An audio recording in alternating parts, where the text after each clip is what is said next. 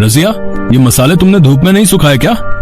नहीं तो, मसाले एकदम सूखे तो हैं, तो मुझे जरूरत नहीं लगी। नहीं रजिया, मैंने तुम्हें कितनी बार समझाया है, मेरे लाए हुए मसालों को थोड़ी देर धूप में जरूर रख दिया करो, इससे इनकी खुशबू और स्वाद दोनों बढ़ जाते हैं। तुम्हें पता है ना, अगर मेरे बनाए कबाब अच्छे नहीं बने तो। हाँ हाँ, सब पता है मुझे। कबाब जरा भी बिगड़े तो वो खड़ूस अरमान भी बिगड़ेगा आप पर। लाइए, मैं इन मसालों को धूप दिखा देती हूँ।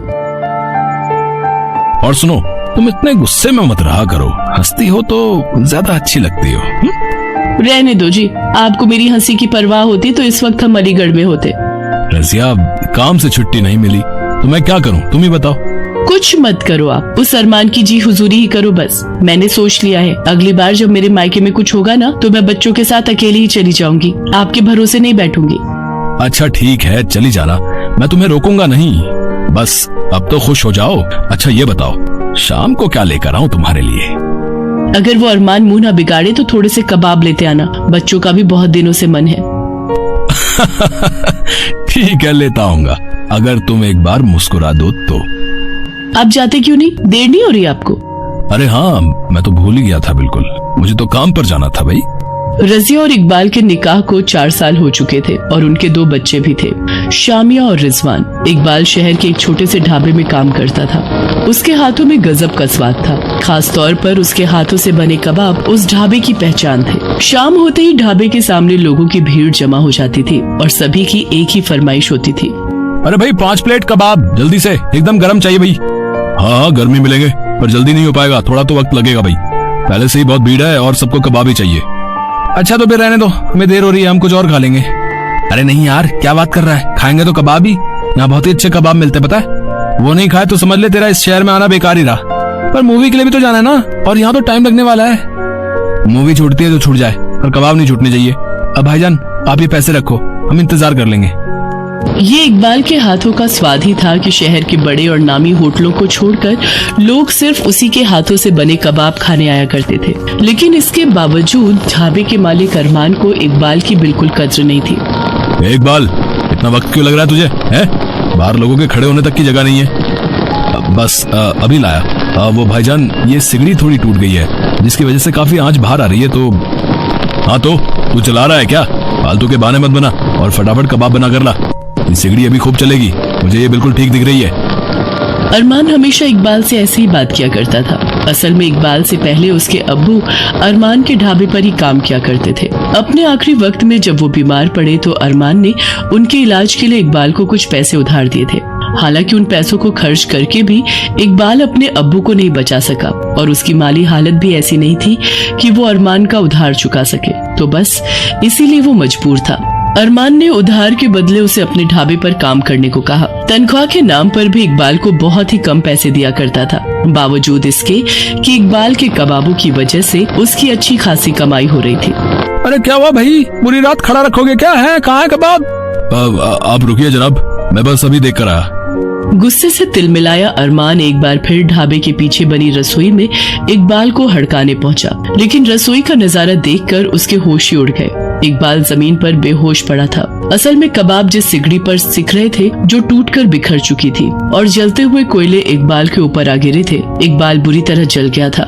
ये क्या कर दिया कमबख्तों, काम का वक्त है और इसी वक्त तुम्हें ये सब करना था। भाईजान, इकबाल भाई बेहोश है, ये बुरी तरह जल गए हैं।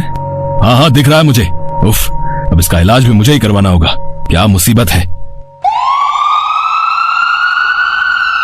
अरमान ने इकबाल को पास के सरकारी अस्पताल में भर्ती करवा दिया, लेकिन वो इतनी बुरी तरह से जल चुका था कि उसे बचाया नहीं जा सका और उसकी मौत हो गई। इकबाल के इस तरह चले जाने से रजिया की पूरी दुनिया ही उजड़ गई, लेकिन वो हिम्मत नहीं हार सकती थी, क्योंकि अब भी वो अकेली नहीं थी। अल्लाह पर भरोसा रख रजिया, वो सबका निगहबान है। और तू एक काम क्यों नहीं करती? तू अलीगढ़ चली जा, यहाँ बच्चों के साथ अकेली कैसे रहेगी तू?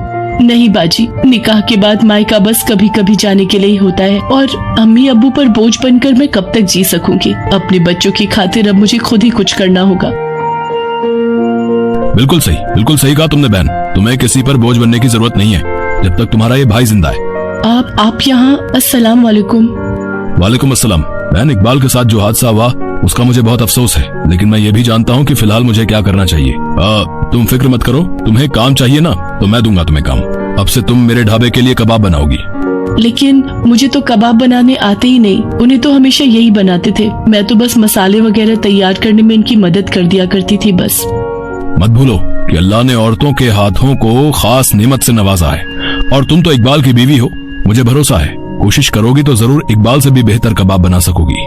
रजिया अरमान की फितरत से अच्छी तरह वाकिफ थी, साथ ही ये भी जानती थी कि फिलहाल इकबाल के ना होने से अरमान का ढाबा बंद होने की कगार पर पहुंच गया था। यही वजह थी कि अरमान इतना रहमदिल हो रहा था, लेकिन सच ये भी था कि फिलहाल रजिया को भी काम की सख्त जरूरत थी। उसने अरमान की बात मान ली और उसके ढाबे पर काम करने लगी। अत्थु, ये एकदम बकवास है, इसमें तो बिल्कुल खुशबू ही नहीं है और स्वाद भी बिल्कुल बेकार है। माफ करना भाईजान, वो मैं अभी कोशिश कर रही हूँ। देखो रजिया, ये कोशिश से काम नहीं चलेगा। मुझे बिल्कुल वैसे कबाब चाहिए जैसे इकबाल बनाता था, और वो भी कल तक, समझी? वरना अपने लिए कहीं और काम ढूंढ लेना तुम। ये मेरा ढाबा है, कोई खैरात खाना नहीं है जो मुफ्त की तनख्वाह बांटता रहूं। अरमान की रहमदिली का मुखौटा उतरने लगा था, क्योंकि रजिया कई कोशिशों के बाद भी कबाब में वो स्वाद नहीं ला पा रही थी जिसके सब दीवाने थे। इकबाल ने एक दो बार घर पर उसके सामने कबाब बनाए थे, इसलिए वो तरीका तो जानती थी, लेकिन ना जाने क्यों कहीं कुछ तो कमी थी। अम्मी, ये मसाले इन्हें बाहर धूप में रख दो क्या? अब्बू हर बार ऐसा ही करने को कहते थे ना। अरे हाँ, वो ऐसा ही करते थे और कहते भी थे कि मसालों को धूप दिखाने से स्वाद और खुशबू दोनों आते हैं। रजिया की परेशानी का हल बस इतना सा ही था। उसने कबाब में डाले जाने वाले सभी मसालों को अच्छे से धूप में सुखाया और फिर कबाब बनाए। इस बार सब बढ़िया रहा और आखिरकार रजिया ने इकबाल जैसे कबाब बना ही लिए। अरमान का ढाबा एक बार फिर चल निकला। कुछ ही दिनों में पहले की तरह भीड़ जमा होने लगी, लेकिन फिर भी अब सब कुछ पहले जैसा नहीं था। भाईजान, रसोई बहुत छोटी है, एक खिड़की भी नहीं है जहाँ से धुआं निकल सके, और ये सिगड़ी भी थोड़ी बड़ी होनी चाहिए ताकि कम वक्त में ज्यादा कबाब बन सके। और हाँ, एक बात और, मुझे लगता है कि मेरे काम और मेरी मेहनत के हिसाब से मेरी तनख्वाह भी बहुत कम है। क्या? एक मिनट, तेरा दिमाग तो ठीक है रजिया? हैं? तुझे पता भी है तू किसके सामने इतना मुंह चला रही है? लगता है इकबाल ने कभी तुझे मेरे मिजाज के बारे में नहीं बताया। देख, मेरी बात सुन, जो है जैसा है सब कुछ वैसा ही रहेगा। तुझे काम करना है तो कर, वरना मैं कहीं और काम देख लूं। वैसे मुझे भी अब यही सही लगता है। आप मेरा हिसाब कर दीजिए और अपने लिए कोई नया खानसामा भी ढूंढ लीजिए। तेरी इतनी मत भूल गई, मैंने तुझ पर तरस खाकर तुझे काम दिया और तू मेरा काम छोड़ने की बात कर रही है। मत भूल कि तेरे खानदान पर कर्जा है मेरा, और इसीलिए तुझे भी इकबाल की तरह मेरे यहाँ पर काम करते रहना होगा, और वो भी मेरी शर्तों पर, समझी?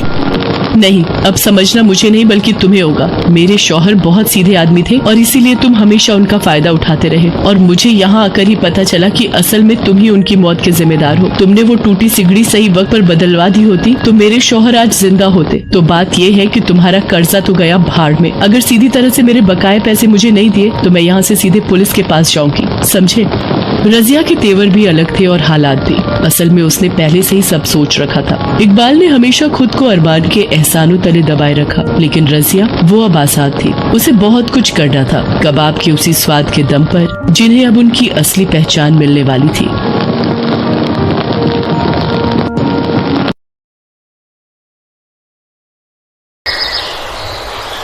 मनोहर जलेबी का ठेला लगाता था। उसकी अच्छी बिक्री हो जाती थी। लोग उसकी जलेबी के ठेले से गर्म गर्म जलेबी खाते और पैक करवाकर घर भी ले जाते थे। मनोहर भाई, पतली करारी जलेबी बनाकर आधा किलो पैक कर देना है। जरा 250 ग्राम जलेबी तो देना। भैया 1 किलो जलेबी डिब्बे में पैक कर देना। बाबा, ये आपके लिए शाम की चाय लाई थी। आओ तुम चाय पी लो, तब तक ठेला मैं संभालती हूँ। ठीक है बेटिया, 1 किलो जलेबी इन भाई साहब को डिब्बे में पैक कर दे। ये लीजिए आपकी जलेबी। बाबा, आपको पता है आज माँ आपकी पसंद की करेले की सब्जी बना रही हैं। अच्छा, पर तुझे तो करेले बिल्कुल भी पसंद नहीं है, तो कैसे खाएगी? आपको एक राज की बात बताऊं? मैं अभी घर जाते हुए 20 रुपए का पनीर लेती जाऊंगी। और क्या, 1 प्याज डालो और 1 टमाटर और थोड़ी सी हरी मिर्च, बन गई पनीर की भुर्जी। अब एक हलवाई की बेटी हूँ तो इतना तो मैं कर ही सकती हूँ।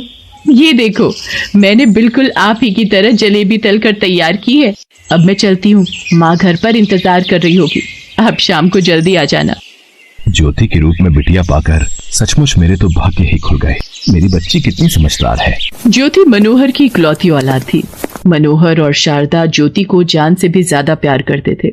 सब कुछ ठीक चल रहा था, पर एक दिन अचानक। ज्योति, इतनी तेज तेज दरवाजा कौन खटखटा रहा है? जरा देखो तो। अरे, आ रही हूँ।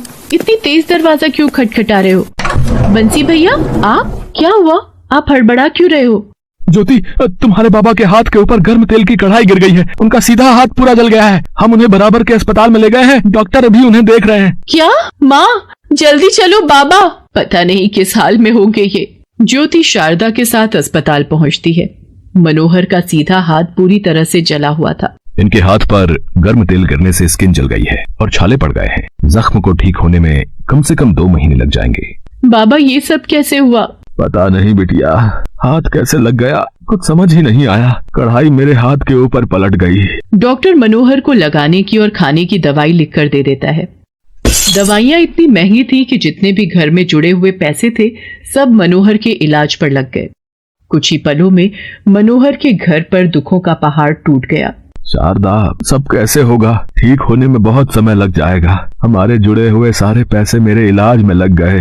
बाबा, आप आराम करो, कुछ भी सोचने की जरूरत नहीं है। और जलेबी का ठेला मैं संभाल लूंगी। आपने मुझे जलेबी बनाना सिखा रखा है ना? कल से मैं जलेबी का ठेला लगाऊंगी, आपका काम मैं करूंगी। और अगले दिन से ज्योति बाजार में जलेबी का ठेला लगाने लगी। घर की जिम्मेदारी अब ज्योति के ऊपर आ गई थी। वो भी अपने पिता की तरह बहुत अच्छी जलेबी बनाती थी। एक दिन, ये मनोहर जलेबी वाले का ही ठेला है ना? जी, वो मेरे बाबा हैं।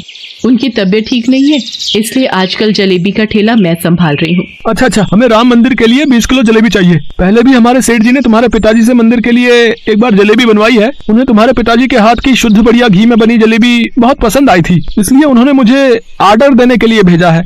ये लो 2000 रुपए, मैं तुम्हें एडवांस देकर जा रहा हूँ, ठीक है? बाकी के पैसे जब जलेबी लेकर आओगी तो कल मंदिर में सेठ जी से ले लेना, ठीक है? ठीक है भैया जी, कल मैं 12 बजे मंदिर में जलेबी लेकर पहुंच जाऊंगी। ज्योति खुशी से घर जाकर सारी बात अपने माता पिता को बताती है। माँ, कम से कम 6 से 7 हजार रुपए इकट्ठे आ जाएंगे। ये 2000 रुपए आप रखो, ये मुझे एडवांस मिले हैं। पर बेटिया, तो 20 किलो जलेबी कल दोपहर 12 बजे तक कैसे बनाएगी? बाबा, आप चिंता मत करो, मैं सुबह जल्दी उठ जाऊंगी कि समय से पहले बना लूंगी। तुम चिंता मत करो, कल मैं भी जलेबी बनाने में ज्योति की मदद कर दूंगी।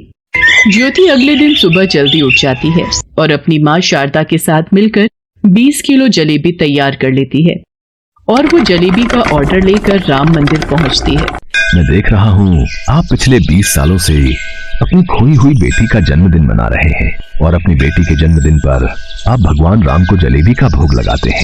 पंडित जी, पता नहीं मेरा मन कहता है मेरी खोई हुई बेटी मुझे जरूर मिलेगी और मेरा भगवान राम पर अटूट विश्वास है। वो मेरी बच्ची, मेरी कोमल को एक दिन हम बूढ़े माँ बाप से जरूर मिलवाएगी। हे प्रभु, हमारी बच्ची जहाँ कहीं भी हो ठीक ठाक हो, उसकी हमेशा रक्षा करना। सेठ सेठानी अभी पंडित जी से बात कर ही रहे थे कि अचानक उन्हें ज्योति की आवाज सुनाई दी। सेठ जी, ये जलेबी का ऑर्डर आपने जो दिया था मैं ले आई हूँ। अच्छा, लाओ बेटिया, इधर दे दो। पंडित जी, ये जलेबी का प्रसाद भगवान राम को भोग लगा दीजिए, फिर हम सब गरीबों में बांट देंगे। ये लो बेटिया, तुम्हारे बाकी के बचे हुए 5000 रुपए और ये 2100 रुपए मेरी तरफ से उपहार समझो। आज मेरी बेटी का जन्मदिन है। ये तुम्हारे गले में लॉकेट, ये तो सुमित्रा हमने अपनी कोमल को पहनाया था ना जब वो पैदा हुई थी? हाँ, ये लॉकेट तो हमने कोमल के पहले जन्मदिन पर उसे पहनाया था। इसका मतलब तुम हमारी बेटी हो, हमारी कोमल। हे प्रभु श्री राम, आपकी जय हो, आपकी जय हो प्रभु। जिस खोई हुई बेटी का जन्मदिन आज मैं उसकी याद में मना रहा हूँ वो मेरे सामने खड़ी है। मैं कुछ समझी नहीं सेठ जी। बेटी, हमें अपने घर ले चलो, मुझे तुम्हारे माता पिता से अभी मिलना है। भगवान राम का आशीर्वाद लेकर सेठ सेठानी ज्योति के साथ उसके घर पर जाते हैं। वहाँ मनोहर उन्हें सारी सच्चाई बताता है। ज्योति बेटिया, ये सच है, तुम हमारी अपनी औलाद नहीं हो। तुम मुझे एक मेले में रोती हुई मिली थी। मैंने तुम्हारे माता पिता को बहुत ढूंढा पर वो मुझे कहीं दिखाई नहीं दिए। हम दोनों की कोई संतान नहीं थी, इसलिए मैं तुम्हें अपने घर ले आया। मैंने और शारदा ने तुम्हें हमेशा अपनी बेटी बनाकर पाला। सेठ जी और सेठानी जी ही तुम्हारे जन्मदाता है, इन्हें प्रणाम करो बेटिया। भगवान राम के आशीर्वाद से सेठ सेठानी को अपनी खोई हुई कोमल वापस मिल जाती है। वो ज्योति, मनोहर और शारदा को अपने साथ ले जाते हैं और उस दिन से ज्योति अपने असली माता पिता मनोहर और शारदा के साथ खुशी खुशी रहने लगती है।